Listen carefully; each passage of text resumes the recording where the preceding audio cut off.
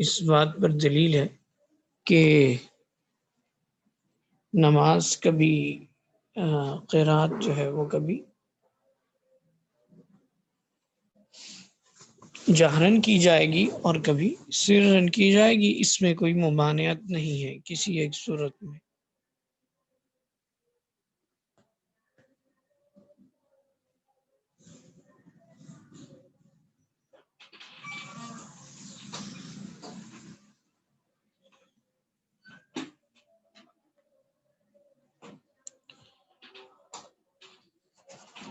تو یہ ان کی روایت کا حاصل ہے اور یہ ان کا مسئلہ، ٹھیک ہے جی۔ اب اگلا باب ہے باب جمع السور فی رکعت۔ یہ باب ہے کہ ایک رکعت میں کی صورتوں کو جمع کرنا یہ جائز ہے ناجائز ہے، کیا ہے یہ، اس کا حکم کیا ہے؟ تو اس کے حکم کے بارے میں یہ باب ہے۔ بعض حضرات کے نزدیک متعدد صورتوں کو جمع کرنا یہ مکروہ ہے، اور ائمہ اربعہ جمہور فقہا یہ فرماتے ہیں کہ اس میں کسی قسم کی کوئی ممانعت نہیں ہے، ٹھیک ہے۔ تو دو موقف ہو گئے۔ پہلے موقف والوں کی دلیل ابو عالیہ کہتے ہیں کہ مجھے خبر دی جنہوں نے نبی علیہ الصلوۃ والسلام سے سنا کہ فرماتے ہیں لِكُلِّ سُورَةٍ رَكَعَةٌ، ہر صورت کے لیے رکعت مختلف ہے۔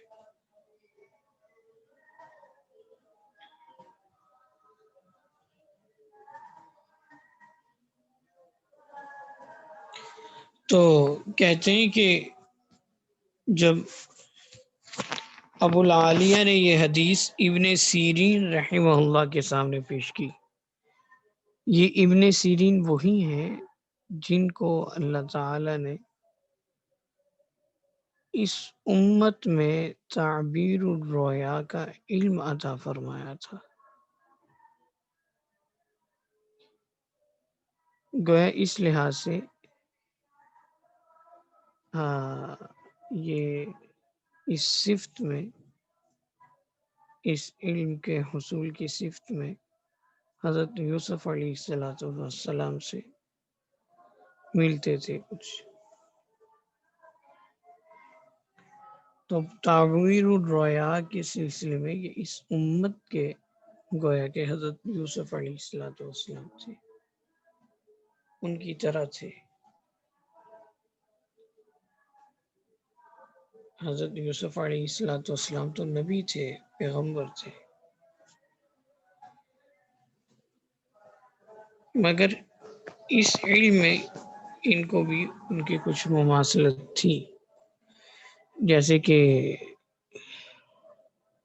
امام اعظم ابو حنیفہ رحمۃ اللہ علیہ کے بارے میں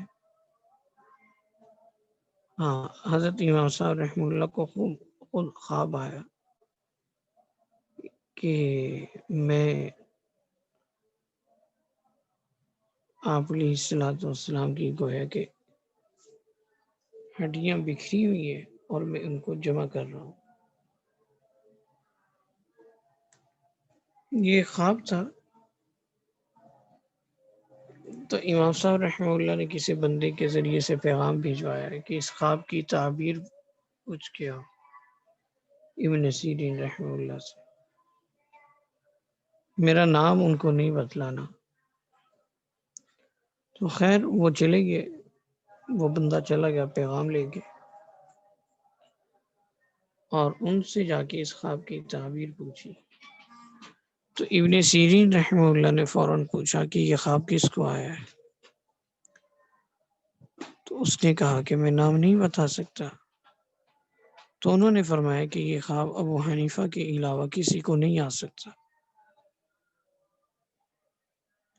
یہ انہی کو آیا ہے۔ تو انہوں نے فرمایا کہ اس کا مطلب یہ ہے کہ ابو حنیفہ جو ہے نبی علیہ الصلوۃ والسلام کی سنتوں کو جمع کریں گے، فقہ کی تدوین کریں گے۔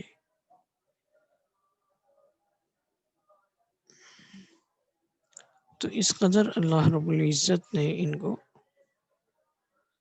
تعبیر کا علم عطا فرمایا تھا۔ باقاعدہ انہوں نے کتاب لکھی تعبیر الرؤیا کے نام سے۔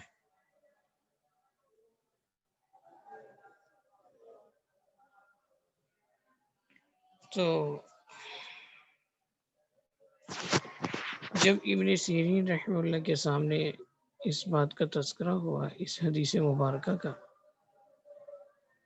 تو انہوں نے فرمایا کہ جس نے آپ کو یہ روایت بیان کی ہے تو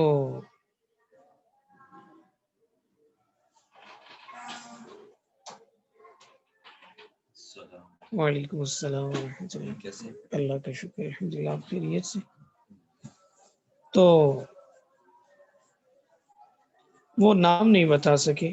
حضرت ابن سیرین رحمہ اللہ نے ان سے پوچھا، فقال اسما لک من حدثہ، کو نام کا پتہ ہے؟ قلت لا، میں نے کہا نہیں۔ قال افلا تسأل، کیا آپ نے ان سے پوچھا بھی نہیں ہے کہ آپ کو یہ روایت کون بیان کر رہا ہے؟ تو وہ کہنے لگے میں نے پوچھا تھا کہ آپ کو یہ روایت کس نے بیان کی؟ فقال انی لاعلم من حدثنی وفی ای مکان حدثنی، تو فرمانے لگے جب میں نے ان سے پوچھا کہ آپ کو یہ روایت کس نے بیان کی، تو فرمانے لگے کہ میں اس شخص کو خوب جانتا ہوں جس نے یہ روایت مجھے بیان کی اور جس جگہ پر مجھے بیان کی۔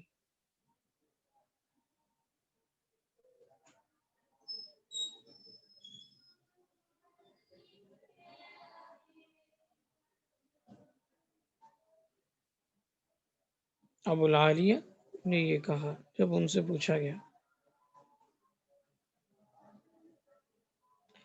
تو خیر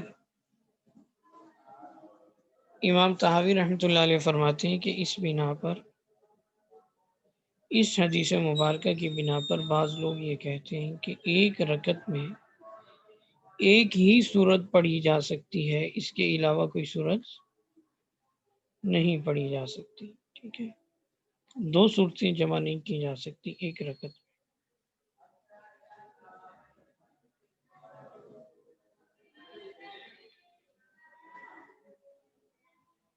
اسی طرح سے اگلی روایت ہے کہ حضرت ابن عمر رضی اللہ تعالی عنہ کو کسی نے کہا کہ میں نے ایک رکعت میں مفصل پڑھی، یا یہ کہا کہ ایک رات میں، تو ابن عمر رضی اللہ تعالی عنہ کہنے لگے کہ اگر اللہ تعالیٰ چاہتے تو قرآن مجید کو ایک ہی مرتبہ اتار دیتے، لیکن جدا جدا کر کے اس کو تم پڑھو، کیونکہ اللہ تعالیٰ نے اسی طرح سے اتارا ہے تاکہ تمہیں تمہاری ہر صورت کو رکوع اور سجدے میں سے حصہ مل سکے، ٹھیک ہے؟ تو یہ ابن عمر رضی اللہ تعالی عنہما کی رائے بھی یہی تھی کہ جدا جدا کر کے پڑھنا چاہیے، کیونکہ اللہ تعالیٰ نے مختلف صورتیں بنائی ہیں نا۔ قل یا ایھا الکافرون ہے، اور اس کے بعد سورۃ النصر ہے، پھر سورۃ اللہب ہے، اخلاص ہے، فلق اور ناس ہے، اس سے پیچھے چلے جائیں، چھوٹی چھوٹی صورتیں ہیں۔ تو جب اللہ تعالیٰ نے ان کو الگ الگ کر کے اتارا ہے تو ہمیں بھی اسی طرح سے پڑھنا چاہیے۔ یہ حضرت ابن عمر رضی اللہ تعالی عنہ کی رائے ہے، ٹھیک ہے؟ تو دو دلائل ہو گئے، لیکن جمہور فقہا ائمہ اربعہ تمام فقہا یہ فرماتے ہیں کہ ایک رکعت میں کئی صورتوں کو جمع کیا جا سکتا ہے، اس میں کسی قسم کی کوئی کراہت نہیں ہے۔ پہلی دلیل حضرت عائشہ رضی اللہ تعالی عنہ سے کسی نے پوچھا اکان رسول اللہ صلی اللہ علیہ وسلم یقرن السور قالت المفصل،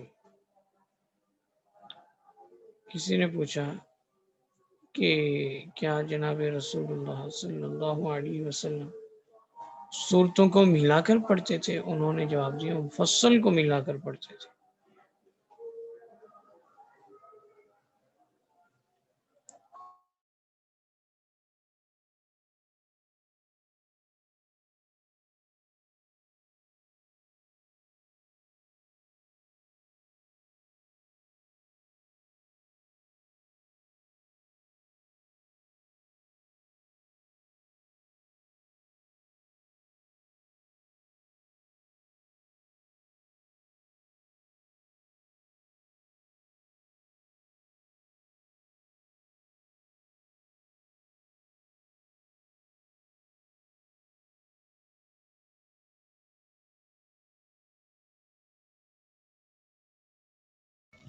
جی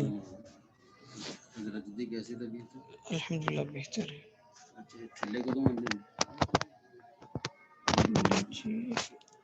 طبیعت چونکہ 2-3 دن سے ٹھیک نہیں، فون پہ مشکل ہے۔ الرحمن الرحیم،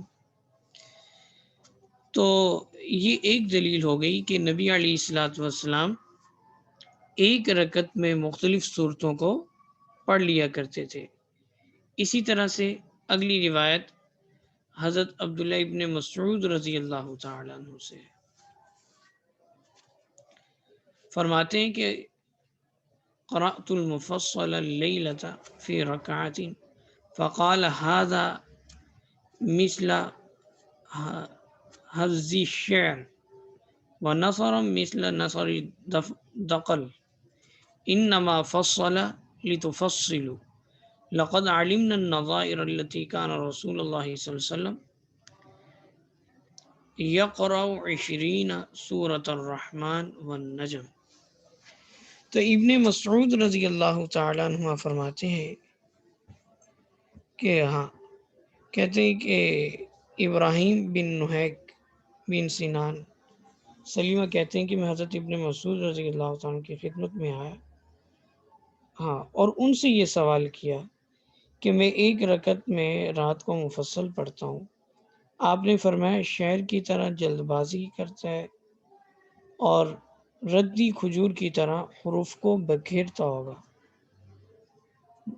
تو آپ نے فرمایا حضرت عبداللہ ابن مسعود رضی اللہ عنہ کہ مفصل تو فصل کے لیے، ہم تو ان مثالوں کو جانتے ہیں کہ جناب رسول اللہ صلی اللہ علیہ وسلم 20 صورتیں ملا کر پڑھتے تھے، مثلا سورۃ الرحمن، سورۃ النجم، ان کو ملا کر پڑھا کرتے تھے۔ اللہ اکبر کبیر۔ اسی طرح سے اگلی روایت ہے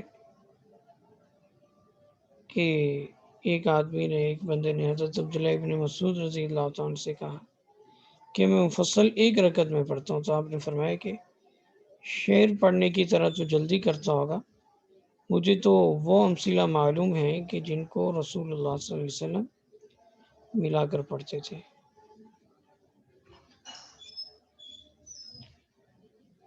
اسی طرح سے اگلی روایت میں ہے کہ نبی علیہ الصلوۃ والسلام ایک رکعت میں 2 صورتوں کو جمع فرما لیا کرتے تھے۔ تو ان تمام روایات سے یہ معلوم ہوتا ہے کہ ایک رکعت میں مختلف صورتوں کو جمع کرنے میں نہ کوئی حرج ہے اور نہ کوئی کراہت ہے۔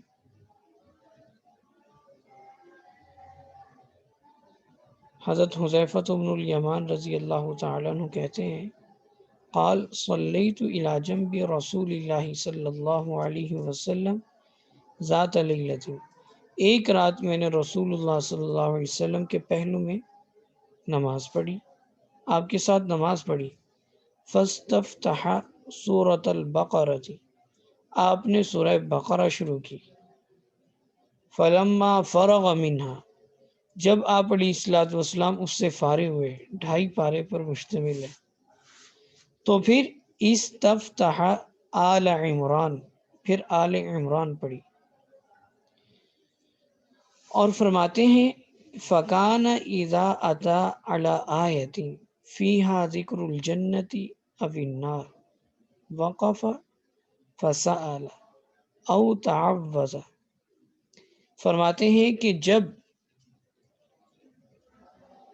ان صورتوں میں کسی آیت میں جنت اور جہنم کا تذکرہ آتا تو جنت کے تذکرے پر نبی علیہ الصلوۃ والسلام جنت کا سوال کرتے تھے، اور جہنم کا جب تذکرہ آتا تو نبی علیہ الصلوۃ والسلام جہنم سے پناہ مانگتے تھے۔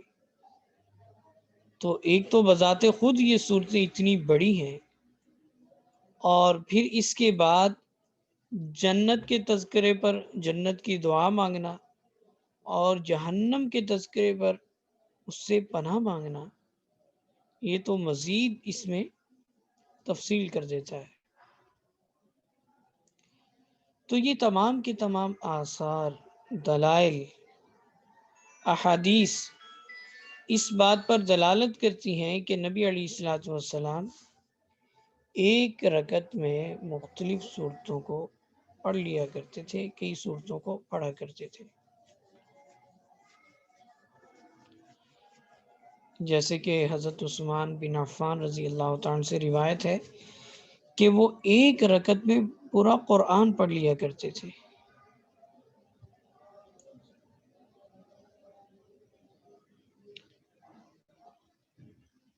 اور اسی طرح سے نبی علیہ الصلوۃ والسلام سے روایت ہے کہ آپ علیہ الصلوۃ والسلام کافی طویل قرات کیا کرتے تھے اور کئی صورتیں پڑھا کرتے تھے۔ یہ تمام کی تمام روایات اس بات پر دلالت کرتی ہیں کہ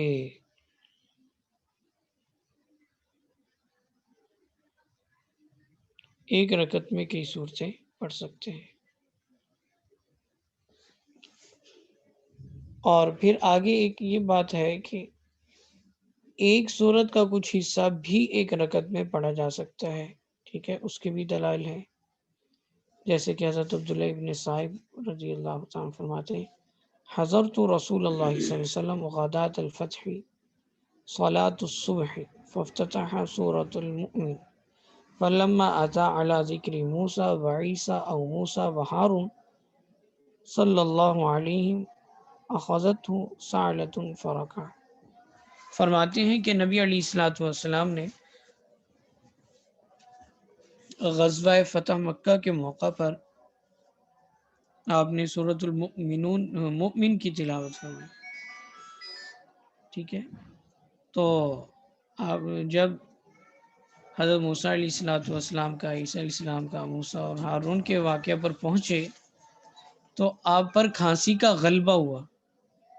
بعض مرتبہ نماز میں کھانسی آنے لگ جاتی ہے، تو جب آپ پر کھانسی کا غلبہ ہوا آپ نے رکوع کیا۔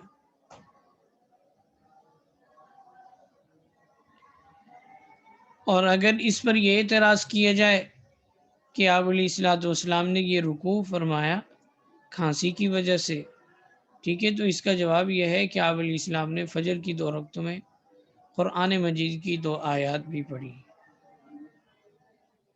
ٹھیک ہے۔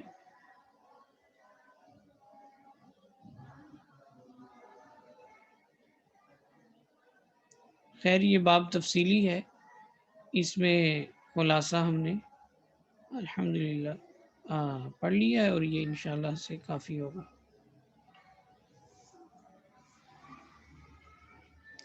اچھا، امام طحاوی رحمۃ اللہ علیہ کو اللہ تعالیٰ نے عجیب جو ہے صلاحیت سے نوازا تھا۔ اور ایسا قیاس پیش کرتے تھے کہ اللہ اکبر کبیرہ۔ اب یہاں پر امام طحاوی رحمۃ اللہ علیہ فرماتے ہیں کہ آپ دیکھیں، ہم جب نماز پڑھتے ہیں ان حضرات کے خلاف قیاس پیش کر رہے ہیں جو کہہ رہے ہیں کہ ہر رکعت میں ایک ہی سورت پڑھ سکتے ہیں۔ تو امام طحاوی رحمۃ اللہ علیہ فرماتے ہیں کہ دیکھیں، ہر رکعت میں ہم سورہ فاتحہ پڑھتے ہیں، ٹھیک ہے، پہلی 2 رکعت میں سورہ فاتحہ پڑھتے ہیں اور پھر اس کے ساتھ کوئی اور سورت ملاتے ہیں۔ تو امام طحاوی رحمۃ اللہ علیہ ان سے پوچھتے ہیں کہ بتاؤ 2 صورتیں ہوئیں یا نہیں ہوئی؟ 2 صورتیں تو ہو گئی نا لا محالہ، یا سورت کا بعض حصہ ہو گیا، تو خیر پھر بھی دوسری سورت کا بھی کچھ حصہ ساتھ مل گیا، تو 2 صورتیں تو یہ بھی بن گئی۔ تو اگر آپ کی اس بات کو تسلیم کیا جائے کہ ہر رکعت میں ایک ہی سورت پڑھی جائے گی، تو یہ بات کسی طرح سے بھی درست ہو ہی نہیں سکتی، کیونکہ اگر ہم ایسا کرنا شروع کر دیں تو پھر تو نمازیں ہی باطل ہونا شروع ہو جائیں گی کہ کسی بندے نے فرائض شروع کیے اور پہلی رکعت میں سورہ فاتحہ پڑھ کے رکوع کر دیا، اور وہ کیا سمجھتا ہے کہ ایک رکعت میں 2 صورتوں کو پڑھنا یہ مکروہ ہے، ممنوع ہے، اور وہ خود ممنوع کا ارتکاب کر رہا ہے جب اس کے ساتھ کسی صورت کو نہیں ملا رہا۔ تو جب ہم فاتحہ کے ساتھ دوسری صورت کو ملاتے ہیں تو خود یہ دلیل ٹوٹ جاتی ہے، یہ موقف ختم ہو جاتا ہے کہ نماز میں ایک رکعت میں ایک ہی صورت کو پڑھا جا سکتا ہے، ٹھیک ہے۔ تو ہم دیکھتے ہیں کہ سورہ فاتحہ کے ساتھ کسی اور صورت کو بھی ملایا جاتا ہے۔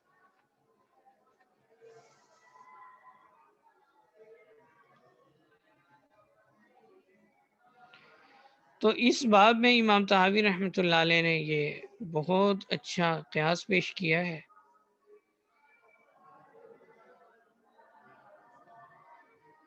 اور دوسرا ایک ضمنی مسئلہ آ گیا تھا کہ کیا ایک رکعت میں ایک سورت کا کچھ حصہ بھی پڑھا جا سکتا ہے، تو اس کے دلائل بھی امام طحاوی رحمۃ اللہ علیہ نے پیش کر دیے۔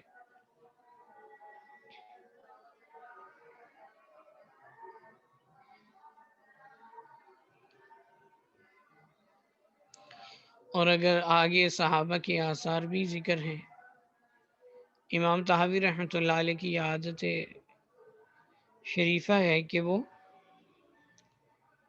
مرفوع احادیث کے ساتھ ساتھ آثار صحابہ سے بھی استدلال کرتے ہیں، کیونکہ ہم صحابہ کو ماننے والے ہیں الحمدللہ، اور ہم سمجھتے ہیں کہ جو صحابی کا عمل ہے وہ ضرور بھی ضرور آپ علیہ الصلاۃ والسلام کے کسی قول پر اور آپ علیہ الصلاۃ والسلام کے کسی عمل پر ہی موقوف اور مبنی ہوگا۔ صحابی جو ہے بالخصوص خلفائے راشدین، جن کے امام طحاوی رحمۃ اللہ علیہ عموماً آثار پیش کرتے ہیں، دلائل پیش کرتے ہیں، یہ حضرات تو آپ علیہ الصلاۃ والسلام کے کسی عمل کے، کسی سنت کے خلاف تصور ہی پیدا نہیں ہوتا، بلکہ آپ نے فرمایا سنتی و سنت الخلفاء الراشدین المہدیین، میری اور خلفاء راشدین کی سنت، ان کے عمل کو بھی آپ علیہ الصلوۃ والسلام نے سنت قرار دیا، ٹھیک ہے۔ جیسے کہ حضرت فاطمہ الزہرا رضی اللہ تعالی عنہ آپ علیہ السلام کی اس دنیا سے پردہ فرمانے کے بعد حضرت ابوبکر صدیق رضی اللہ تعالی عنہ کے پاس آئیں اور عرض کیا کہ آپ فدق میں سے ہمارا حصہ دیجئے، وراثت میں سے۔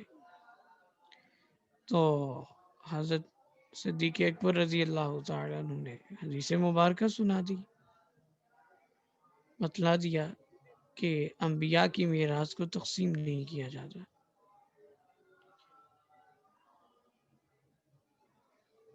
جب یہ بتا دیا اور یہ بھی فرمایا کہ اللہ کی قسم نبی علیہ الصلوۃ والسلام کے اقربا جو ہیں یا ان پر خرچ کرنا مجھے اپنے اقربا پر خرچ کرنے سے زیادہ محبوب ہے، مجھے ان سے زیادہ محبت ہے۔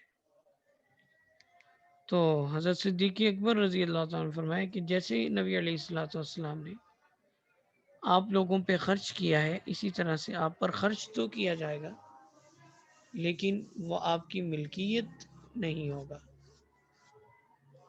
ٹھیک ہے، آپ پر خرچ تو ہوگا لیکن آپ کے وہ قبضے میں نہیں دیا جائے گا۔ اور حضرت عمر رضی اللہ تعالیٰ عنہ کی دلیل تو ہم نے پڑھ لی،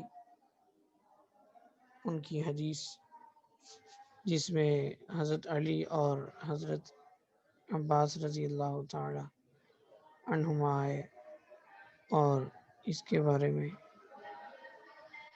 زمین کے بارے میں، اس وقف کے بارے میں کہا کہ یہ آپ ہمیں تولیت کے طور پہ دے دیں، ملکیت کے طور پہ اگرچہ نہیں دیتے۔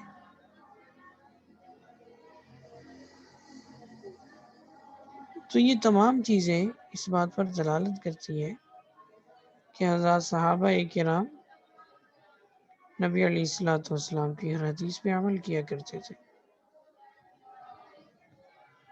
اسی طرح سے حضرت صدیق اکبر رضی اللہ عنہ کے زمانے میں جب کچھ لوگوں نے، کچھ قبائل نے زکوٰۃ دینے سے انکار کر دیا، یعنی ہم زکوٰۃ آپ کو نہیں دیں گے، تو مانعین زکوٰۃ جو تھے ان کے خلاف حضرت ابوبکر صدیق رضی اللہ عنہ نے جہاد کیا۔ تو جب جہاد کا ارادہ کر رہے تھے تو حضرت عمر رضی اللہ عنہ نے کہا کہ آپ ایسا کیوں کر رہے ہیں؟ تو انہوں نے فرمایا کہ اللہ کی قسم اگر رسول اللہ صلی اللہ علیہ وسلم کے زمانے میں یہ زکوٰۃ کے طور پر ایک رسی بھی دیا کرتے تھے تو وہ بھی میں ان سے لے کر رہوں گا۔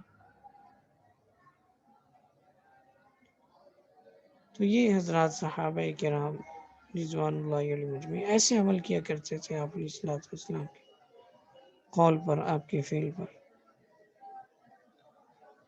اور جیسے کہ حضرت اسامہ بن زید رضی اللہ تعالیٰ عنہ کا وہ لشکر جو آپ نے روانہ فرما دیا تھا، وہ بھی شہر سے کچھ باہر پڑاؤ کیے ہوئے تھا، جب آپ علیہ الصلوۃ والسلام کی وفات کی خبر ان کو پہنچی تو وہ لوگ واپس آ گئے۔ جب حضرت ابوبکر صدیق رضی اللہ تعالیٰ خلیفہ بنے تو آپ نے اس لشکر کو روانہ کیا، تو حضرت عمر رضی اللہ عنہ فرمایا کہ ابھی ہمیں ان لوگوں کی ضرورت ہے، ہمیں مرکز کو مضبوط کرنے کی ضرورت ہے، ابھی آپ ان کو نہ بھیجیے۔ انہوں نے فرمایا کہ قسم ہے اس ذات کی جس کے قبضہ قدرت میں میری جان ہے کہ جس لشکر کو نبی علیہ الصلوۃ والسلام نے روانہ کیا تھا ابوبکر اس لشکر کو نہیں روک سکتا، اور مسلمہ کذاب کے خلاف اس کو روانہ کیا جنگ یمامہ کے لیے۔ تو ان باتوں سے پتہ چلتا ہے کہ حضرات صحابہ کرام نبی علیہ الصلوۃ والسلام کی ایک ایک سنت پہ مر مٹنے کے لیے تیار ہوتے تھے، لیکن اس پر عمل کو نہیں چھوڑتے تھے۔ حضرت حذیفہ رضی اللہ تعالیٰ عنہ کا آپ نے واقعہ سنا ہے بارہا کہ جب کسی بادشاہ کے دربار میں لقمہ کھاتے ہوئے گر گیا تو انہوں نے اٹھا کے صاف کیا اور اس کو کھا لیا۔ تو ساتھ والے بندے نے کہا کہ جی اس دربار میں تو اس چیز کو معیوب سمجھا جاتا ہے۔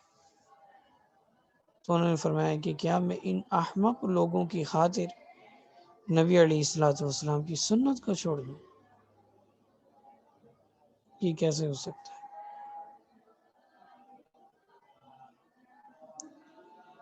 حضرت ابن عمر رضی اللہ تعالیٰ عنہ تو سنتوں کے عاشق تھے، بہت سنتوں پر عمل کرنے والے تھے، ایک ایک سنت پہ عمل کرتے تھے۔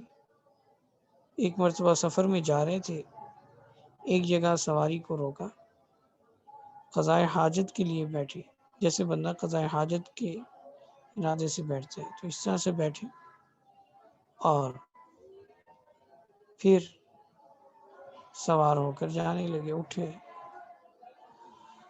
تو ساتھ جو بندہ تھا اس نے پوچھا کہ حضرت آپ کیوں اس طرح سے روکے جبکہ آپ کو حاجت نہیں تھی؟ تو انہوں نے فرمایا کہ میں ایک مرتبہ جناب رسول اللہ صلی اللہ علیہ وسلم کے ساتھ تھا، آپ کو قضائے حاجت تھی اور آپ اسی جگہ پہ رکے